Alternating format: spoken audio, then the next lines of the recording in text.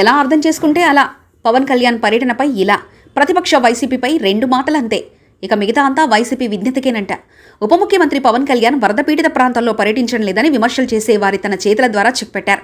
మొత్తం 6 కోట్ల రూపాయల విరాళాన్ని ప్రకటించి ఆయన తన ఉదారతను చాటుకున్నారు. దీంతో ప్రతి పంచాయతీకి నిధులు వెళ్లి వాటి ద్వారా వరద పీడితులకు సాయం అందించేందుకు సాయపడాలని ఆయన 4 కోట్ల రూపాయల నిధులను విడుదల చేయడం ఇప్పుడు రాజకీయంగా కూడా చర్చనీయాంశమైంది.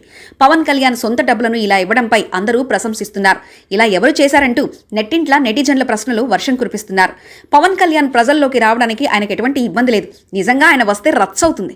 బాధితులకు సాయం మాట అటుంచి అది వేరే దారి పడుతుంది. అది ఆయనకు బాగా తెలుసు. అభిమానులు తొక్కిసలాటతో అనేకసార్లు పవన్ కళ్యాణ్ ఇబ్బంది పడ్డారు. ఎన్నికల సమయంలోనూ ఆయన వాహనంపైనే ఎక్కువగా ఉండి అభిమానుల నుంచి తనను తాను రక్షించుకోవాల్సి వచ్చింది. కొందరైతే వాహనాల పైకెక్కి దూకిన సంఘటనలు కూడా చూశాం. అలాంటిది వరద బాధిత ప్రాంతాల్లో కాలినడకన పర్యటిస్తే ఇక ఫ్యాన్స్ ఊరుకుంటారా? ఆయనతో పాటు ఉండేందుకు పోటీపడి బాధితులను కూడా చూడకుండా ఇబ్బంది పెడతారు. ఈ భయమే పవన్ కళ్యాణ్ను వరద పీడిత ప్రాంతాల్లో పర్యటించనివ్వకుండా చేసింది. దీనికి అనేక రకాలుగా పులిమి కొందరు పవన్ కళ్యాణ్ తప్పించుకున్నారని, పుట్టినరోజు వేడుకల్లో ఆయన మునిగిపోయారని ట్రోల్ చేస్తున్నారు. నిజానికి ఆయన వరద పీడితుల పట్ల అందరికంటే విపరీతమైన జాలి ఉందంటున్నారు. కేవలం ఆయన వస్తే సెక్యూరిటీ సమస్య తలెత్తుతుందని కూడా పోలీసులు అంగీకరించకపోవడంతోనే ఆయన కార్యాలయానికి పరిమితమయ్యారు. కార్యాలయంలో ఉండి తన శాఖలకు సమీక్ష చేస్తున్నారు.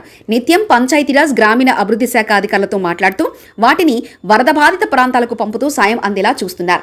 అధికారంలోకి వచ్చిన తర్వాత ఆయనలో చాలా మార్పు కనిపిస్తుంది. చాలా హుందాగా మాట్లాడుతున్నారు.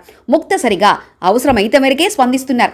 ఒకవైపు చంద్రబాబు నాయుడు, మంత్రులు, అధికారులు కష్టపడుతుంటే తాను మాత్రం ఊరికే కూర్చోకుండా అవసరమైన చర్యలు ఆఫీస్ నుంచే తీసుకుంటూ ఎవరికి చేయని సాయం వరద బాధితులకు చేశారంటే ఆయన ఉదారగుణం ఎంత ఉందో ఇట్టే అర్థం చేసుకోవచ్చు.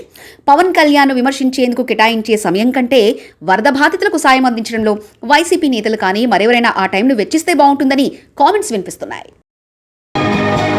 మరిన్ని కథనాల కోసం సబ్స్క్రైబ్ చేసుకోండి మీ అక్షర శిల్పం.